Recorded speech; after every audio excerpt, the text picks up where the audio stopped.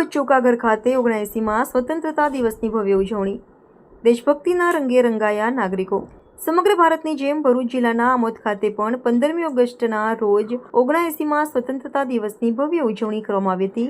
આ વર્ષની ઉજવણીમાં નાગરિકો અને ખાસ કરીને બાળકોમાં અનેરો ઉત્સાહ જોવા મળ્યો હતો. મુખ્ય કાર્યક્રમ બચ્ચોકાગર ખાતે યોજાયો હતો, જ્યાં ટ્રસ્ટી બશીર રાણાના હસ્તે રાષ્ટ્રધ્વજ ફરકાવવામાં આવ્યો હતો. ધ્વજવંદન બાદ શાળાના વિદ્યાર્થીઓએ દેશભક્તિ આધારિત વિવિધ સાંસ્કૃતિક કાર્યક્રમો રજૂ કરીને સૌને મંત્રમુગ્ધ કર્યા હતા.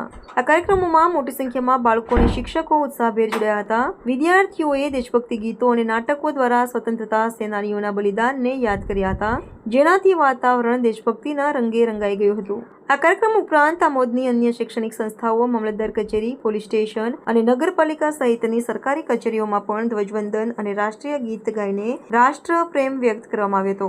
આમોદના દરેક ખૂણામાં સ્વતંત્રતા દિવસની ઉજવણીનો માહોલ જોવા મળ્યો હતો, જે રાષ્ટ્ર પ્રત્યેની એકતા અને ગૌરવની ભાવનાને દર્શાવે છે. આ ઉજવણીએ ભવિષ્યની પેઢીમાં દેશભક્તિના સંસ્કારોનું સિંચન કર્યું છે અને સૌને એકતાના તાંતણે બાંધ્યા છે.